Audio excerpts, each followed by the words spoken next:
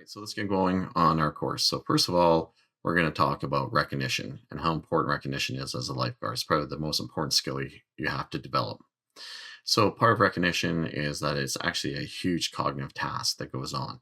There's a lot of parts that you have to know as a lifeguard. You have to know what drowning victims look like. You have to know sometimes before a patron's going to get in trouble, some risky behaviors, that kind of thing. So, let's get into this. So, first of all, we're going to talk about distress swimmers. So, just distress swimmers can be very strong swimmers right down to our weak swimmers. So distress swimmers usually, if you're a very strong swimmer, you can easily become a distress swimmer due to an injury and that kind of thing.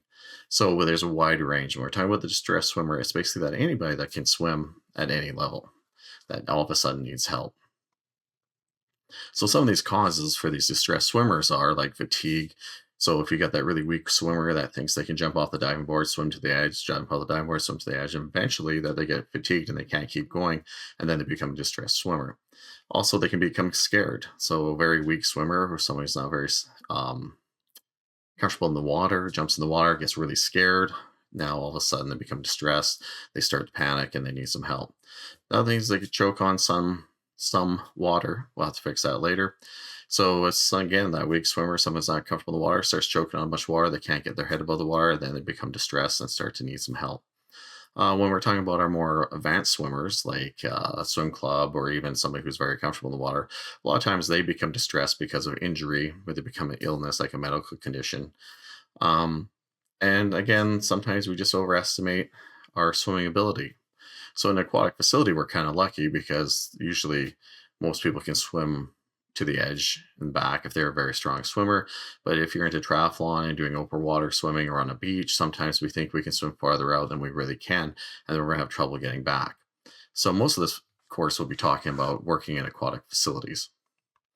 So next, we're going to talk about the presentation of the distressed swimmer. So most distressed swimmers, or I should correct myself, most swimmers basically have forward motion in the water so that they're able to swim forward. They're kind of horizontal. They can get around pretty easily. And as they become more tired or more in trouble, or when they become that distressed swimmer, you'll notice that their position will become more horizontal. Next, one of the things that distressed swimmers can do is that they usually, a lot of them can call for help because their face is out of the water. They have enough time to keep their face out of the water or enough effort. Other thing distress swimmer can do too is they're usually looking for some help. You can toss them a ring buoy or something, they can grab a hold of it. Another example, sometimes a distress swimmer is like we've all seen this kid. He's the one that's been going back and forth, and all of a sudden he's just too fatigued to keep going, and he's able just to keep his face out of the water. Like he's that, and that's the idea. The key thing about being distressed is that they have some ability to help themselves. So the stronger the swimmer, the more time they have to probably get help. Um, the weaker the swimmer, the less time. So that period from here to here, where they become actually a drowning victim, is a lot shorter if they're a weaker swimmer. Stronger swimmer, like if a swimmer gets a calf cramp and he's like normally swims a lot, lifeguard, that kind of thing, they usually can power through it and wait in some help and get some help for it.